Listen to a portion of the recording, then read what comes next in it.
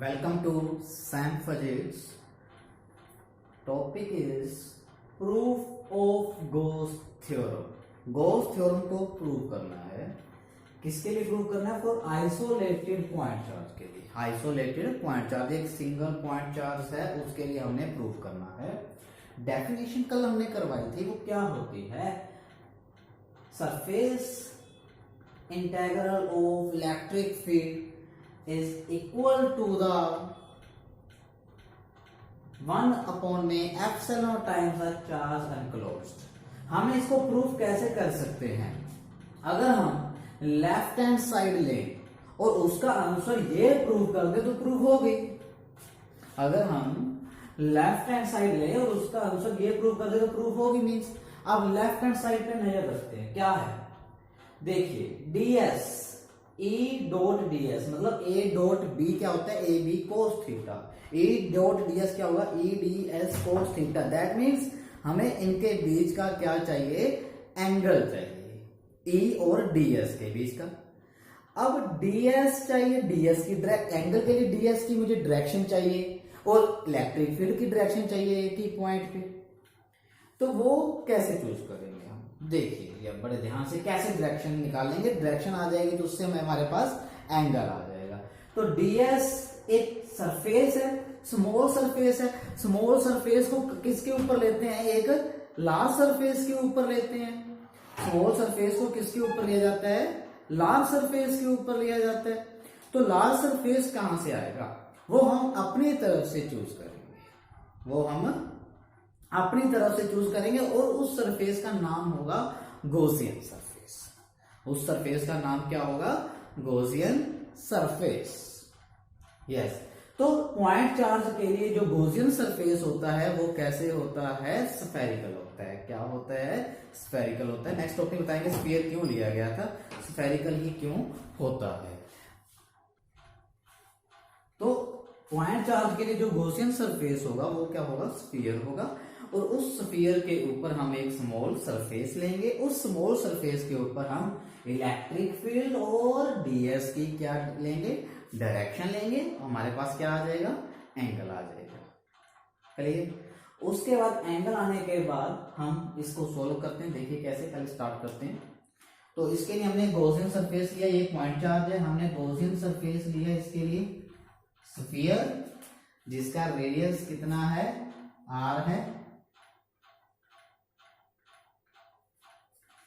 r है radius. हमने एक स्मॉल सरफेस चूज किया.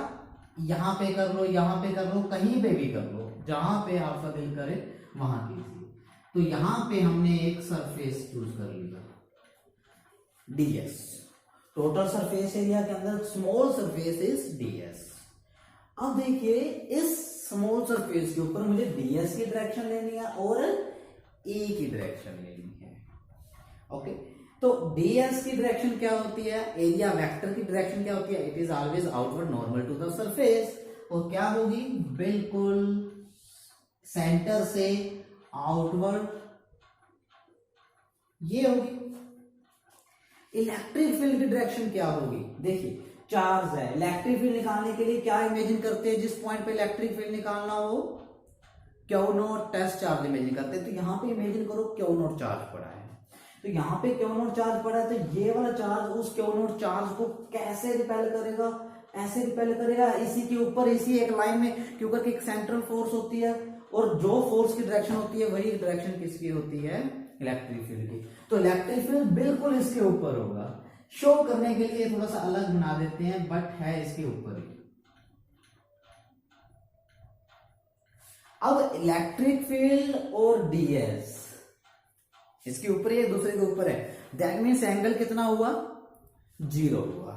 एंगल कितना हुआ? 0 हुआ. जैसे ये हमारे पास स्फीयर है, सेंटर पे हमारे पास क्या पड़ा है? पॉइंट चार्ज पड़ा है. तो हमने कहीं पे भी ये कहीं पे भी जो ब्लैक डॉट है जैसे ऐसे, तो एक्स को आपने जैसे ds मान लिया.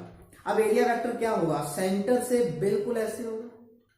अब जो सेंटर पे जो चार्ज पड़ा है, यहां पे जो टेस्ट चार्ज पड़ा है उसको ऐसे ही पुश करेगा. ये ds की डायरेक्शन भी outward normal to the surface ये होती है, कल बताया था लास्ट वीडियो के अंदर. तो दोनों के बीच में एंगल कितना हुआ, दोनों सेम डायरेक्शन में, ई भी ऐसे ds भी ऐसे, तो दोनों के बीच में एंगल कितना हुआ, 0। तो स्टार्ट करते हैं left hand side.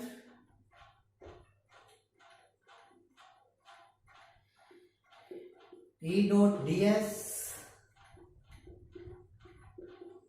EDS cos theta, and theta between E and ds is 0.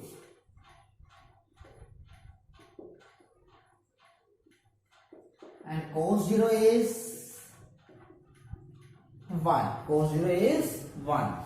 तो cos 0 1 होगा, ये रह गया अपने पास। नाउ ये एक पॉइंट चार्ज था, इस पॉइंट पे मुझे electric field due to point charge पता है। Now electric field due to point charge,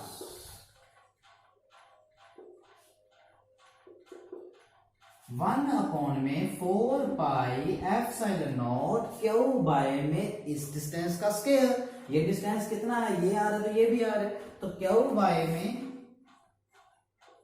are का स्क्वायर पुट कर दीजिए यहां पे, put in 1।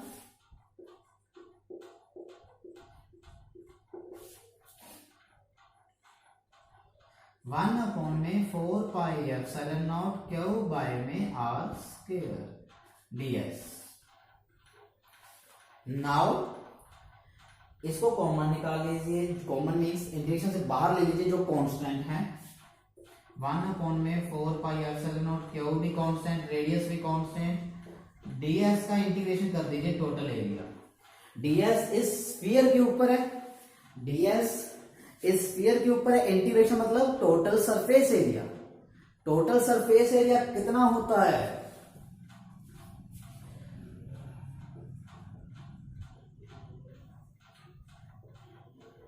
total surface area is 4 pi r square। now 4 से 4 कट गया, पाई से पाई, r square से r square, answer is Q by में एप्सिलॉन नॉट, और क्यू इस गॉसियन सरफेस के अंदर है, अनक्लोज है, that means this charge is enclose. Enclose charge by में एप्सिलॉन नॉट, यही इसकी क्या है, राइट हैंड साइड है। तो ये गॉस थ्योरम क्या हो गई है, प्रूव हो गई है। अगर प्रूव हो जाती है कोई चीज तो उसको हम अप्लाई करना स्टार्ट कर सकते हैं। Now start the applications of Gauss theorem, और एप्लीकेशन 4 एप्लीकेशंस हैं, उसमें से एक आती है एप्लीकेशन। तो स्टार्ट करते हैं हम। Next topic is applications of Gauss theorem. Gaussian surface को किसके लिए हम कौन सा चूज करेंगे, ये एक टेबल है हमारे पास।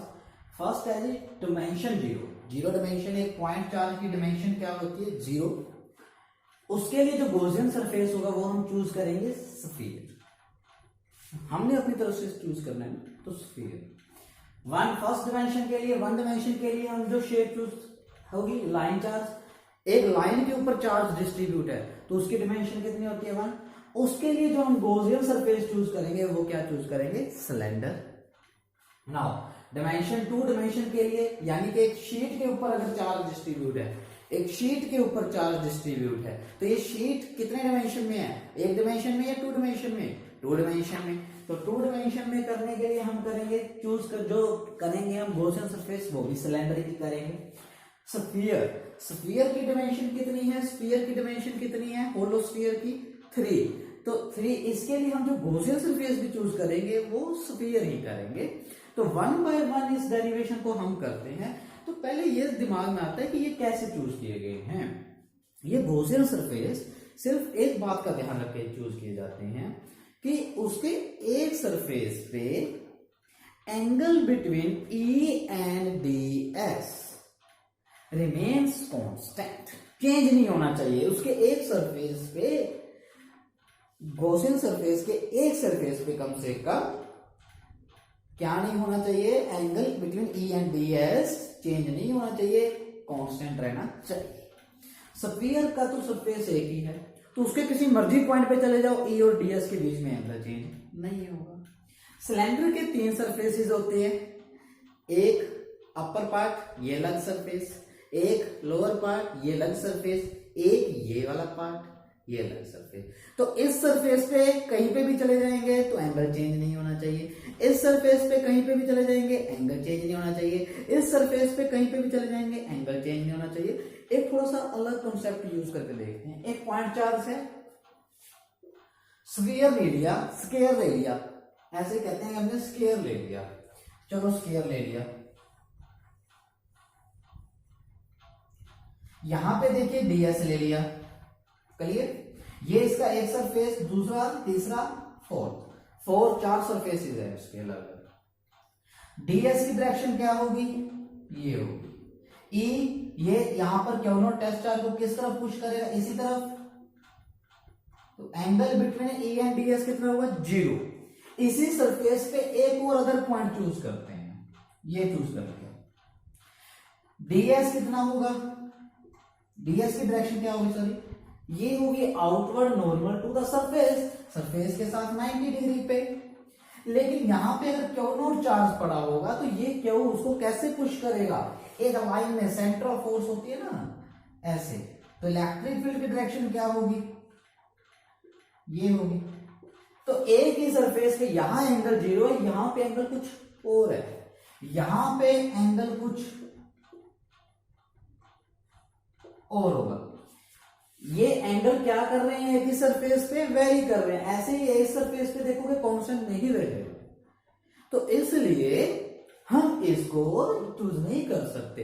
लेकिन अगर आप स्फीयर चूज करते हो, आप इस पॉइंट पे आ जाइए, डीएस ऐसे, ई भी ऐसे, पॉइंट जो सेंटर में चार्ज पड़ा है उसके नोट को ऐसे ही तो पुश करेगा। यहां पे आ जाइए, डीएस सेंटर से बिल्कुल सीधी लाइन, सेंटर से ऐसे डीएस की डायरेक्शन होगी, और इलेक्ट्रिक फील्ड की डायरेक्शन क्या होगी, वही क्यू जो सेंटर में पड़ा है इस वाले चार्ज को एक लाइन में ही तो पुश करेगा। तो ए और डीएस के बीच में कहीं पे भी चले जाओ, किसी मर्जी डीएस पे चले जाओ, किसी मर्जी, तो आपके जो ई और डीएस के बीच में जो एंगल रहेगा वो क्या रहेगा, कांस्टेंट रहेगा। तो गॉसियन सरफेस को इस तरह से चूज किया जाता है। First application is electric field due to point charge bye Gauss theorem. अब गॉस थ्योरम को अप्लाई करना स्टार्ट कर दिया, फर्स्ट एप्लीकेशन कर रहे हैं, कहते हैं इलेक्ट्रिक फील्ड निकालिए किसके कारण, पॉइंट चार्ज के कारण। इस पॉइंट पे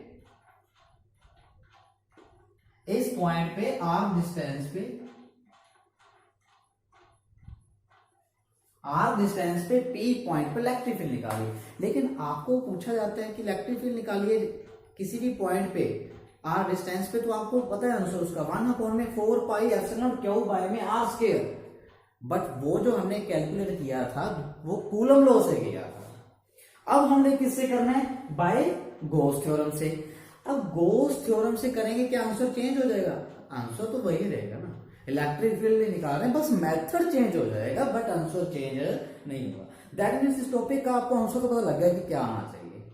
ओके, नाउ कैसे करेंगे, तो हम इसको अप्लाई कर रहे हैं, इसको सोल्व करेंगे, इसको सोल्व करेंगे, दोनों को इक्वल रखेंगे और आपका आंसर आ जाएगा। देखिए 4 की 4 डेरिवेशन के अंदर मेथड सेम रहेगा, बट सिर्फ पॉइंट नोट कर लीजिए वो कौन कौन से पॉइंट है। सबसे पहले हमें इसके बीच में एंगल फाइंड करना है। एंगल फाइंड करने के लिए डीएस चाहिए। डीएस एक सरफेस के ऊपर लिया जाता है, स्मॉल सरफेस तो बड़े सरफेस होगा तभी तो स्मॉल सरफेस चूज करेंगे। तो बड़ा सरफेस चूज करने के लिए सबसे पहले हम क्या लेते हैं, गॉसियन सरफेस। उस गॉसियन सरफेस के ऊपर बड़े ध्यान से समझिएगा, इन पॉइंट्स को, चारों डेरिवेशन हो जाएंगे। अब उसी गॉसियन सरफेस के ऊपर हम क्या करेंगे, डीएस की स्मॉल सरफेस लेंगे, स्मॉल सरफेस के ऊपर डीएस की डायरेक्शन लेंगे और ए की डायरेक्शन लेंगे, और cos theta, EDS cos theta, theta की वैल्यू आ जाएगी, दैट मींस एंगल पे पहुंच गए। अब हमें निकालना है इलेक्ट्रिक फील्ड। इलेक्ट्रिक फील्ड को इंटीग्रेशन से बाहर ले लेंगे और डीएस का क्या कर देंगे, इंटीग्रेशन कर देंगे। डीएस का इंटीग्रेशन कर दिया, ओके। ई हमारे पास पड़ा है जो निकालना है, इसी ई को हमने निकालना है, ओके। अब चार्ज अनक्लोज की वैल्यू देखेंगे।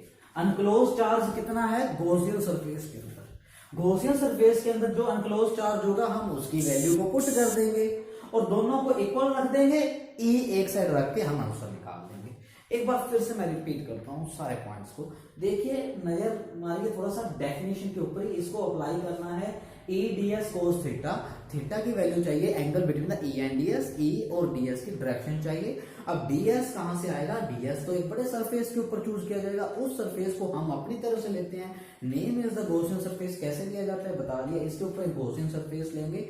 अब गॉसियन सरफेस के बाद एक स्मॉल सरफेस लेंगे, स्मॉल सरफेस के ऊपर ये डी एस की डायरेक्शन लेंगे, उनके बीच में एंगल आ जाएगा। एंगल आने के बाद यहाँ पे पुट कर देंगे, ई निकालना है, ई को रख लेंगे बाहर, डी एस का इंटीग्रेशन कर देंगे। गॉसियन सरफेस के अंदर जो अनक्लोज चार्ज होगा, जो अनक्लोज चार्ज होगा उसकी वैल्यू पुट कर देंगे, दोनों को इक्वल रखेंगे, गॉसियन सरफेस अपने गॉस थ्योरम को लगा देंगे, अप्लाई कर देंगे, आपका क्या आ जाएगा? आंसर आ जाएगा। तो स्टार्ट करते हैं। ये तो डेफिनेशन थी, मैंने ऐसी लिखी ओके समझाने के लिए। अब स्टार्ट करते हैं। Electric field due to the point charge by the Gauss theorem. Now first point is imagine a Gaussian surface. तो मैंने गॉसियन सरफेस इमेजिन कर लिया, गॉसियन सरफेस। और गॉसियन सरफेस क्या होता है बताया मैंने, पॉइंट चार्ज के लिए एक स्फीयर होता है। क्यों होता है ये भी बता चुके हैं, क्योंकि अगर उसके किसी मर्जी पॉइंट्स पे चले जाओ, ई और डी एस के बीच में एंगल चेंज नहीं होगा। ओके, तो यहां पे मैंने स्मॉल सरफेस ले लिया, जिस पॉइंट पे अपन इलेक्ट्रिक फील्ड निकालना है वहां पे स्मॉल सरफेस ले लिया। उस स्मॉल सरफेस की डायरेक्शन क्या होगी? लास्ट डेरिवेशन में बताया, D S is outward normal to the surface. और इलेक्ट्रिक फील्ड के लिए यहां पे क्या इमेजिन किया जाता है? Test charge Q not. Yes, तो ये क्यू, इस क्यू नॉट को कैसे फोर्स लगाएगा? इस डायरेक्शन में लगाएगा। तो ये हो गया इलेक्ट्रिक फील्ड। इलेक्ट्रिक फील्ड और एरिया वेक्टर के बीच में एंगल इज 0। ओके, नाउ तो left hand side E dot ds, ADS cos theta, ADS cos theta and cos theta is A और ds के बीच में, theta is 0,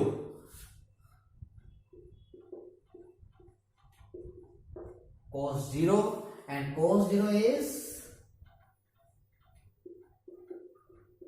1, cos 0 is 1.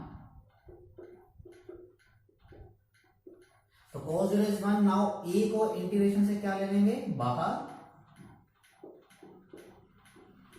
ds इस small surface के ऊपर है, इस स्मॉल सरफेस के ऊपर है, इंटीग्रेशन करेंगे तो टोटल क्या हो जाएगा? Total surface area. तो total surface area 4 pi r square. Now left hand side solve होगी, सारी डेरिवेशन में सेम स्टेप्स चलेंगे। राइट हैंड साइड क्या है? एनक्लोज चार्ज बाय में एप्सिलॉन नॉट। गॉसियन सरफेस के अंदर कितना चार्ज एनक्लोज है? क्यू। चार्ज की वैल्यू चेक कीजिए कितना है? क्यू। बाय में क्या आ गया? Epsilon not. तो कंपेयर कर लीजिए, गॉस थ्योरम को इक्वल रख दीजिए। ये गॉस थ्योरम की लेफ्ट हैंड साइड होगी सोल्व, ये राइट हैंड साइड सोल्व होगी। तो इलेक्ट्रिक फील्ड निकालना है, इसको इधर ले जाइए। 1/4 पाई एप्सिलॉन नॉट पहले ही नीचे पड़ा है, क्यू बाय में आर स्क्वायर। ये आ गई electric field due to point charge. Answer हमें पता था, बट हमने अप्लाई किसको किया? Gauss theorem. किसको अप्लाई किया? गॉस थ्योरम को। पहले हमने कूलम्ब्स लॉ को अप्लाई किया। नाउ अगर टॉपिक आपके पास इतना आता है कि electric field due to point charge bye Gauss theorem, तो आपने डेरिवेशन सिर्फ यहां तक कंप्लीट कर देनी है, इससे आगे नहीं जाना। ओके, नाउ अगर डेरिवेशन में ये पूछा जाता है, तभी मैंने 2 टॉपिक लिखे। अगर डेरिवेशन में ये पूछा जाता है, ये नहीं पूछा जाता, डेरिवेशन में ये पूछा जाता है reduction of Coulomb's law from Gauss theorem, कि गॉस थ्योरम का यूज करके क्या प्रूव कीजिए? कूलम लो। क्या प्रूव किएंगे? कूलम लो। तो हमने एक स्टेप और करना है। क्या? यहां पे कौन सा चार्ज है? Q not. इलेक्ट्रिक फील्ड के कारण इस चार्ज पर क्या लगेगी? फोर्स लगेगी। तो force on Q not charge at P point, at point P. तो पॉइंट पी पर जो टेस्ट चार्ज इमेजिन किया हुआ क्यू नॉट, उस पर फोर्स लगेगी due to electric field. Electric field के कारण जो फोर्स लगती है, इलेक्ट्रिक फील्ड के चैप्टर में बताया था कि force due to electric field कितना होता है? Charge into electric field, charge into electric field. Okay, simple electric field force by में टेस्ट चार्ज। तो फोर्स क्या आ गया था? टेस्ट चार्ज मल्टीप्लाई हो जाएगा चार्ज इनटू इलेक्ट्रिक फील्ड। तो force on Q not charge due to electric field, this formula, E की वैल्यू पुट कर दीजिए 1/4 pi epsilon not Q by में आर स्क्वायर। तो आंसर क्या आ गया हमारे पास? Q into Q not by में आर स्क्वायर। यही तो कूलम लॉ है। Product of two charges Q into Q not and square of the distance between them, यही तो कूलम्स लॉ है। This is Coulomb law from the Gauss theorem. Clear? तो ये है हमारे पास Coulomb law from the Gauss theorem. Now next topic is electric field due to N infinitely long charge wire. तो एक चार्ज वायर है, एक चार्ज वायर है जिसके ऊपर चार्ज डिस्ट्रीब्यूट है एक वायर के ऊपर। जब एक वायर अलोंग द लेंथ, सिर्फ लेंथ है वायर की, उसके ऊपर चार्ज डिस्ट्रीब्यूट होता है, तो उसके अंदर डेंसिटी कौन सी होती है? लीनियर चार्ज, सरफेस चार्ज या वॉल्यूम चार्ज? तो लीनियर चार्ज डेंसिटी। और लीनियर चार्ज डेंसिटी को किससे डिनोट करते हैं? लैम्डा से। किससे डिनोट करते हैं? लैम्डा से। तो इसके ऊपर लीनियर चार्ज डेंसिटी क्या है? लैम्डा। सबसे पहला पॉइंट होता है एप्लीकेशंस ऑफ गॉस थ्योरम का, इमेजिन करना क्या? Gaussian surface. और लाइन चार्ज के लिए गॉसियन सरफेस बताया हुआ है, क्या चूज किया जाएगा? सिलेंडर। क्या चूज किया जाएगा? सिलेंडर। तो ये सिलेंडर हमने चूज कर लिया, ये सिलेंडर हमने चूज कर लिया। ओके, तो देखिए जी, सिलेंडर के 3 सरफेसेस होते हैं, अपर, लोअर, मिड। तीनों सरफेसेस पे अलग अलग गॉस थ्योरम अप्लाई करेंगे। तो देखिए जी, फर्स्ट सरफेस के ऊपर मैंने स्मॉल सरफेस ले लिया यहां पे, सेकंड सरफेस के ऊपर मैंने स्मॉल सरफेस ले लिया यहां पे, थर्ड सरफेस के ऊपर मैंने स्मॉल सरफेस ले लिया यहां पे। इस सरफेस पे कहीं पे भी चले जाओ, एंगल ईओ बिटवीन डीएस, ई और डीएस के बीच में कांस्टेंट रहेगा। इस सरफेस पे कहीं पे भी चले जाओ, angle between E and DS constant रहेगा। इस सरफेस पे इधर इधर कहीं पे भी, चारों तरफ कहीं पे भी चले जाओ, angle between E and DS क्या रहेगा? कांस्टेंट रहेगा। आप स्फीयर लेके देखना, एंगल बना के देखना अलग अलग पॉइंट्स पे, क्या ई एंड डीएस के बीच में एंगल चेंज होता है या नहीं होता? तो लगेगा पता आपको। यस, हाँ जी। तो फर्स्ट सरफेस डीएस, इसकी डायरेक्शन क्या होगी? First surface, yes, outward normal to the surface. इसकी क्या होगी? Outward normal to the surface. जिस पॉइंट पे लोगे वहीं से बाहर की तरफ, उसी पॉइंट से बाहर की तरफ, outward normal to the surface. इस पे क्या होगी? लोअर पार्ट पे outward normal to the surface. ऐसे तो इनवर्ड हो जाएगी ना, outward normal to the surface होनी जरूरी है। तो ये हो गया। यस, नाउ इन 3 सरफेसेस पे हमें एक डायरेक्शन और चाहिए होती है electric field. Electric field, yes. तो यहां पे टेस्ट चार्ज रखो, ये वाला चार्ज उसको कैसे पुश करेगा? इस साइड पुश करेगा। कहोगे ये वाला चार्ज ऐसे करेगा, ये वाला चार्ज ऐसे करेगा, तो देखिए ऊपर है इनफाइनाइटली है, तो ऊपर वाला चार्ज कोई इधर करेगा कोई इधर करेगा, उनके जब हम कंपोनेंट्स डिवाइड करेंगे तो सिर्फ ये चार्ज बचेगा। क्यों? देखिए जैसे ये वाला चार्ज है, इसको कैसे करेगा? इस साइड करेगा, इस साइड करेगा। ये जो ऊपर चार्ज है इसको कैसे करेगा? इस साइड करेगा। अब इनके कंपोनेंट डिवाइड कीजिए, इधर वालों के ये और ये, इधर इसके कंपोनेंट डिवाइड कीजिए, ये और ये तो आपस में क्या कर देंगे? इक्वल एंड अपोजिट होने के कारण कैंसिल आउट कर देंगे। नेट इफेक्ट किस साइड बचेगा? इसी साइड बचेगा। टोटल चार्ज के कारण जो इलेक्ट्रिक फील्ड आएगा, जो यहाँ पे फोर्स आएगी, उसकी नेट इफेक्ट किस साइड होगा? इस साइड होगा। क्लियर? ऐसा नहीं है कि ये ना सोचना कि ये एक ही चार्ज इसको पुश कर, नहीं, टोटल चार्ज। ये वाला चार्ज ऐसे करेगा, ऊपर वाला चार्ज ऐसे करेगा, इनफाइनाइटली है। ऊपर वाला चार्ज ऐसे करेगा। इस चार्ज के दो कंपोनेंट, इस फोर्स के दो कंपोनेंट करोगे तो ये और ये, इस फोर्स के दो कंपोनेंट करोगे तो ये और ये आपस में क्या कर देंगे? इक्वल एंड अपोजिट होने के कारण कट आउट, बचेगा नेट इफेक्ट इस side. Now electric field first surface पे इस साइड, इस सरफेस पे ये चार्ज इसको इस साइड पुश करेगा, ये वाला चार्ज भी लाइक सेम इस साइड पुश करेगा। Now left hand side of goes E dot ds, तो इस टोटल सरफेस को हम 3 पार्ट में डिवाइड करेंगे।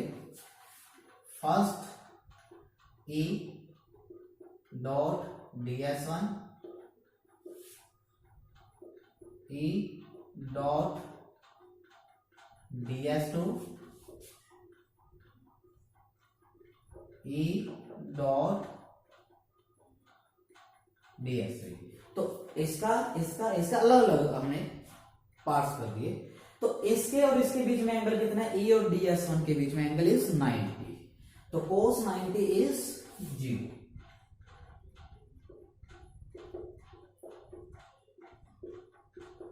Plus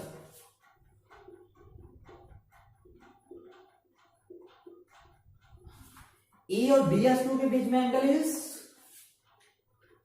0, cos 0 is 1।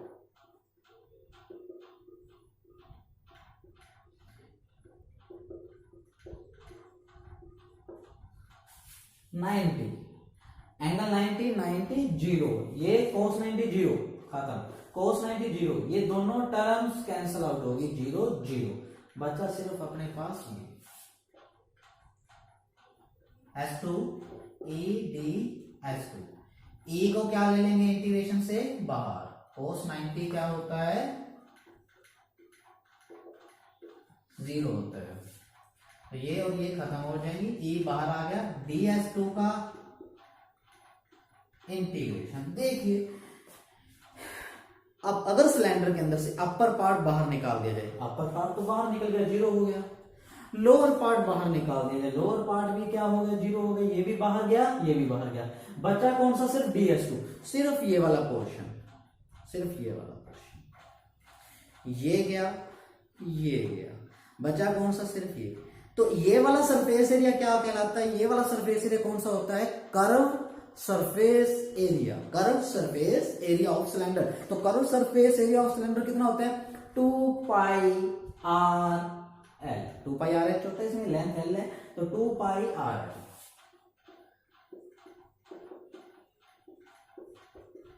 तो लेफ्ट हैंड साइड सोल्व हो गई है। फर्स्ट नंबर मैंने इक्वेशन दे दिया, ये फर्स्ट नंबर दे दिया गया है। अब आती है राइट हैंड साइड, क्या होता है? एनक्लोज चार्ज बाय में एप्सिलॉन नॉट। ओके, बहुत ही सोच समझ के ये पॉइंट करना है। क्या देखिए, हमने सिर्फ गॉसियन सरफेस के अंदर का चार्ज एनक्लोज लेना है, तो गॉसियन सरफेस का यहां से लेकर यहां वाला चार्ज लेना है। ये वाला चार्ज तो हमने लेना नहीं है, क्योंकि गॉसियन सरफेस के क्या है? बाहर है। क्या है? बाहर है। दिक्कत क्या है? एक स्टूडेंट ने ये बनाया सिलेंडर, क्या सेम सारे स्टूडेंट क्या सारे स्टूडेंट सेम लेंथ का बनाएंगे? ऐसा तो जरूरी नहीं है ना। एक स्टूडेंट सिर्फ इतनी लेंथ का भी तो बना सकते हैं, है ना। तो उसके लिए तो सिर्फ चार्ज ये रह जाएगा, उसके लिए तो सिर्फ चार्ज ये रह जाएगा। और आपने इतना बनाया तो आपके लिए चार्ज ये है। एक स्टूडेंट ने इतना बनाया, गॉसियन सरफेस इतना ही इमेजिन किया, उसके लिए चार्ज ये है।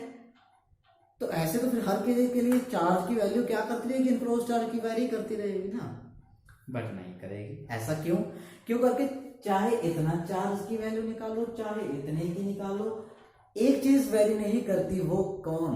Linear charge density. बताया था ना, लीनियर चार्ज डेंसिटी क्या है? एक कांस्टेंट टर्म है। क्या है? एक कांस्टेंट टर्म है। और लीनियर चार्ज डेंसिटी का फॉर्मूला क्या था? चार्ज बाय में लेंथ, चार्ज बाय में लेंथ। तो देखो बेटा जी, चार्ज क्या आ गया? Linear charge density into length. अब देखो, अगर जिसने इतना सिलेंडर चूज किया होगा उसके लिए लीनियर चार्ज डेंसिटी तो सेम है, तो उसके लिए इतनी लेंथ हो जाएगी, तो उस इतने चार्ज की वैल्यू आ जाएगी, इतनी length into linear charge density. अगर किसी ने इतना सिलेंडर चूज किया यहां से लेकर यहां तक सिर्फ, तो उसकी क्या आ जाएगा? Linear charge density same into this length. तो ऑटोमेटिक इस चार्ज की वैल्यू आएगी ना, इस चार्ज की वैल्यू आएगी जितना सिलेंडर उसने चूज किया, क्योंकि उतनी लेंथ से मल्टीप्लाई हो रहा है। इतना सिलेंडर है तो उतनी लेंथ होगी, इतना सिलेंडर है तो इतनी लेंथ होगी, तो उतनी लेंथ से मल्टीप्लाई होगा, उतने ही चार्ज की क्या आ जाएगी? वैल्यू आ जाएगी। अब ये डाउट खत्म होगी कि कोई भी स्टूडेंट कितना मर्जी सिलेंडर इमेजिन करता है, बनाता है, उसके अकॉर्डिंग उतने सिलेंडर के अंदर एनक्लोज चार्ज की वैल्यू आ जाएगी, क्योंकि उतनी लेंथ से उसको मल्टीप्लाई करनी पड़ेगी जितना उसने सिलेंडर बनाया है। तो ऑटोमेटिक वही चीज आ जाएगी। तो नाउ एनक्लोज चार्ज की वैल्यू कितनी आ गई? कितनी होगी? Linear charge density into length.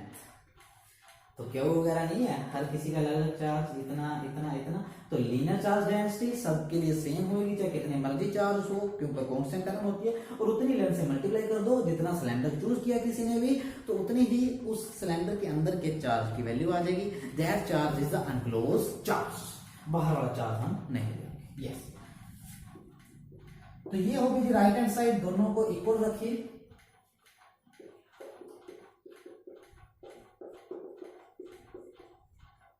L से एल कैंसिल आउट, आंसर क्या आ गया? 1 में लैम्डा बाय में 2 पाई, इधर चला गया नीचे, एप्सिलॉन नॉट आर। तो लैम्डा बाय में 2 pi epsilon not R. Lambda is constant, 2 is constant, pi is constant, epsilon not is constant. Okay, तो E is inversely proportional to R. R जैसे जैसे हम दूर जाते जाएंगे इस चार्ज से, जैसे जैसे दूर कम होता जाएगा। ग्राफ क्या होगा between E and R? R and E. Inversely का ग्राफ क्या होता है? Like that. ओके, तो एक हमारे पास लाइन चार्ज थी, उसके लिए सिलेंडर इमेजिन किया हमने। सिलेंडर के 3 सरफेसेस थे, यहाँ एंगल 90 बना, यहाँ एंगल 90 बना। यहाँ पे चार्जेस के कंपोनेंट्स के कारण सारी जो फोर्सेस आएंगी, इलेक्ट्रिक फील्ड की जो डायरेक्शन आएगी वो इस साइड होगी। यहाँ पे एंगल 0 बनेगा, तो सेकंड बीच में बचा सिर्फ ओनली बीच वाला, that is a curve surface area. Unclose charge कोई मर्जी सिलेंडर कितना भी चूज करता है, उसके लिए लैम्डा चाहिए होता है, वो अपनी जितना सिलेंडर बनाए उस लेंथ से मल्टीप्लाई कर देगा, तो उतने अंदर अंदर का चार्ज ही आएगा, अनक्लोज चार्ज का ही आएगा हर किसी का। ठीक है, तो lambda into L by epsilon not, that is equal that. Answer is electric field for long charge wire का कितना आ जाएगा? लैम्डा बाय में 2 पाई एप्सिलॉन नॉट। हाँ, तो यस, 3 डेरिवेशन सॉल्व हुई हैं, बहुत ही important derivation. Last 2 proof of Gauss theorem इतना इंपॉर्टेंट नहीं है, लेकिन एप्लीकेशन बहुत इंपॉर्टेंट है। 2